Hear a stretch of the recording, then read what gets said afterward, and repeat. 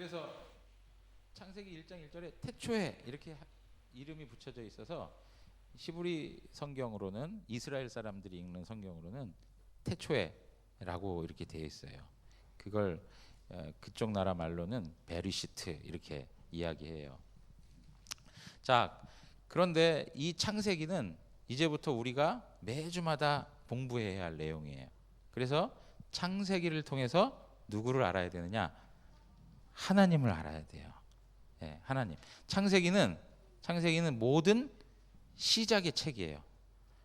창세기의 어떤 시작이 우리에게 아담과 하와, 사람이 어떻게 시작되었는지를 보여주고 있어요. 또 무엇가 시작됐을까? 에? 아니, 출애굽은 나중에 나온 거예요. 세상, 그죠? 천지, 이 모든 세상이 어떻게 시작되었는지. 그래서 시작의 책이야, 시작의 책. 우주가 어떻게 시작되었는지, 사람이 어떻게 시작되었는지, 그 다음에 죄가 어떻게 시작되었는지, 또 하나님의 구원의 역사가 어떻게 시작되었는지, 이런 것들을 잘 알려주는 책이 창세기예요. 자, 그런데 오늘 우리가 이사야에 있는 말씀을 읽었어요. 이사야에 있는 말씀은 우리로 하여금 하나님에 대해서 두 가지를 알게 해요. 첫 번째는 뭐냐면, 하나님은 지극히 높고 크신 분이라는 거예요. 크고 높으신 분이에요. 우리 한번 봐요. 그림 봐봐요. 그림 보니까 어떻게 돼 있어요? 저기 사실은 하나님을 이렇게 형상화하면은 별로 좋진 않지만, 자, 우주를 어떻게 해요? 눈으로 다 이렇게 보고 계세요. 예. 그러니까 하나님은 모든 우주 만물보다 더 크시고 높으신 분이세요. 여러분 그렇게 믿으셔야 돼요. 예. 그리고 그 크신 하나님이 우리에게 베풀어 주신 놀라운 일이 뭔지 알아요? 첫 번째 일이, 하나님은 정말 크시구나. 하나님 정말 놀랍구나. 하나님 정말 모든 만물 위에 계신 분이구나 하는 거를, 하나님이 모든 만물을 창조하신 걸로 보여주는 거예요. 하나님이 모든 세계를 지으셨어요. 그렇죠? 이 모든 세계를 보니까 하나님이 얼마나 권능이 있고, 얼마나 전능하고 힘이 세시고 크고 높으신 분인지를 알 수 있는 거예요. 그런데 그 하나님이 누구와 함께 하고 계세요? 오늘 이사야에 있는 말씀 보니까 지극히 겸손하고 통회하고 마음 아파하고 상하고 고통받는 자와 함께 하시는 하나님이래요. 예, 함께 하신 하나님. 그러니까 이렇게 크신 하나님이, 예를 들면 우리 하민이 키가 커요, 작아요? 지금 작아. 아직 어리기 때문에. 근데 우리 이렇게 키가 작고 아직도 다 자라지 못한 하민이하고 하나님이 함께 하실까, 안 하실까? 하나님이 함께 하셔요. 하나님이 함께 하셔요. 어떤 친구는 마음에 고통이 있고 마음에 슬픔이 있고 아픔이 있는 친구가 있어. 그 친구하고 하나님이 함께 하실까, 안 하실까? 함께 하신다는 거예요. 하나님이 함께 하셔요. 그래서 하나님께서는 사람을 만드시고, 하나님이 그렇게 높으신 하나님이 그 사람하고 같이 이렇게 교제하면서 살았어요. 거기가 뭐예요? 에덴 동산이었어요. 에덴 동산. 하나님의 나라였어요. 그런데 그렇게 창조주 하나님이 피조물인 인간하고 같이 대화도 하시고 교제하시고 소통하면서 사는 것도 인간에게 있어서 너무나도 영광인데, 인간이 어떻게 했어요? 하나님 앞에 죄를 범하고 타락하고 범죄하여서 하나님으로부터 추방을 당하고 하나님하고의 관계가 단절되었어요. 그래서 인간은 죄 아래서 죽음을 당할 수밖에 없었어요. 그런데 그 인간에게 하나님이 어떻게 하셨어요? 그 높으시고 크신 하나님이 찾아오셨어요. 그 이야기가 어디에 기록되어 있다고요? 창세기에서부터 기록되어 있는 거예요. 창세기에서부터. 창세기 3장 15절에 첫 번째 복음의 말씀을 주셨는데 여자의 후손에 대한 이야기를 하셨어요. 그 여자의 후손이 뱀의 후손의 머리를 상하게 하고 뱀의 후손이 여자의 후손의 발꿈치를 상하게 할 것이다. 그렇게 얘기했어요. 그러면서 하나님께서는 이 죄로 말미암아 무너진 하나님의 나라를 누구를 통해서? 이 여자의 후손을 통해서 다시금 회복시키실 것이다 라고 이렇게 말씀하셨어요. 하나님은 인간들이 죄로 말미암아 망가뜨린 그 세상을 어떻게 하시겠다고요? 다시 회복시키셔서 아름답고 행복하고 하나님과 영원히 함께 할 수 있는 그런 하나님 나라를 만드시겠다고 하신 거예요. 그런 일을 하기 위해서 누가 오셔야만 했어요? 여자의 후손이신 메시아가 와야 했어요. 메시아. 그런데 이 메시아가 오기까지 하나님께서 어떻게 하셨어요?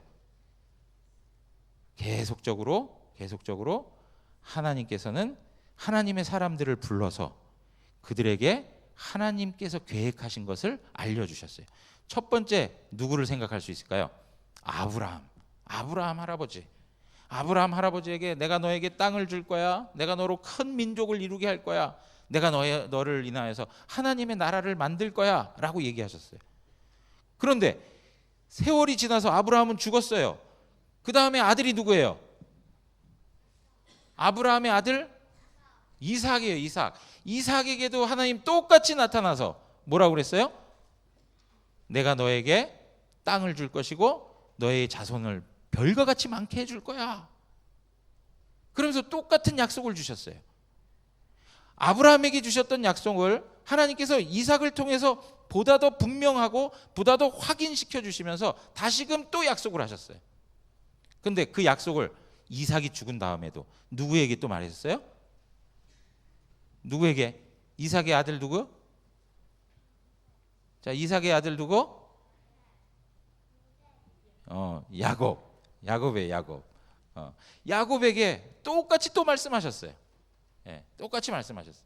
그래서 죄에 빠진 자녀들을 하나님께서 이렇게 구원하길 원하셨어요. 통회하고 마음이 겸손한 자라는 건 뭐냐면 죄에 빠져서 애통할 수밖에 없는 그런 사람이에요. 하나님의 은혜를 구하는 사람에게 하나님께서 찾아가 주셔서 구원해 주시는데 조상들에게부터 계속 말씀해 주시는 거예요. 그래서 그 다음에 어떻게 돼요? 이스라엘이라고 하는 나라가 세워지게 돼요. 여러분, 오늘 이 창세기는 누구에게 들려주는 이야기인지 아세요? 창세기를 기록한 사람은 누구일까요? 하나님이야. 하나님인데 하나님이 누구를 통해서 기록하셨을까? 우리 보니까 요셉을 제일 많이 들었나 봐. 누구? 모세가 기록한 거예요. 그래서 이 모세가 기록한 이 창세기는 누가 들어야 되는 말씀이었어요? 애굽에서 있다가 구원받아 이제 광야로 나온 이스라엘 백성들이 그 말씀을 들어야만 했었어요. 그래서 이스라엘 백성들은 하나님을 알아야 됐어요. 근데 그 하나님이 누구이신가? 하나님은 전능하신 하나님이고 하나님은 이 모든 우주 만물을 지으신 이 모든 세계보다 더 크신 하나님이라는 것을 알려줬어요. 그리고 그 하나님이 우리의 조상으로부터 약속하신 그 말씀을 지키셔서 지금 이스라엘이라고 하는 나라를 하나님이 세우셨다라고 하는 것을 모세가 그 이스라엘 백성들에게 알려준 거예요. 그러니까 앞으로 이제 가나안 땅을 향해 가는 이스라엘 백성들이 우리 이제 앞으로 어떻게 될까? 우리의 삶은 이 광야에서 죽는 건 아닐까? 우리는 과연 살아갈 수 있을까? 이런 생각을 할 수 있지만 모세의 이야기를 들은 이스라엘 백성들은 전능하신 하나님, 크고 위대하신 그 하나님이 우리를 구원하고 우리에게 하나님 나라를 이루어 주시기 위해서 우리 역사 속에 적극적으로 열심히 다가오셔서 우리를 구원해 주시는 분이구나. 그러므로 우리는 염려할 게 없구나. 우리는 걱정할 게 없구나. 왜? 하나님께서 지금까지 우리에게 사랑을 베풀어 주신 것처럼 가나안 땅에 들어갈 때까지 하나님이 우리에게 사랑을 베풀어 주실 거야 라고 하는 확신을 갖게 되었어요. 여러분, 오늘 우리도 이스라엘 백성들하고 똑같아요. 이 세상은 살아가기에 너무 어려워요. 쉽지가 않아요. 고통이 따라요. 눈물 흘릴 때가 있어요. 그런데 모든 이름 위에 뛰어나신 하나님의 아들이 어떻게 하셨어요? 우리에게 찾아오셨어요. 그래서 우리와 함께 하셔서 이 광야와 같은 세상을 살아갈 때에 우리를 붙들어 주시고 우리에게 소망도 주시고 우리로 하여금 이 세상을 살아갈 수 있도록 은혜와 사랑을 주시는 분이 바로 예수님이세요. 우리 친구들과 예수님은 항상 함께 하고 계세요. 하나님이 함께 하신다는 말이 뭐라고요? 뭐라고? 임마누엘. 하나님이 우리와 함께 하신다. 우리 예수님께서 우리 친구들과 함께 하고 있다는 걸 믿고 오늘도 행복하게 하나님과 더불어서 천국을 누리면서 살아가는 우리 자녀들 되기를 바랍니다. 기도하겠습니다.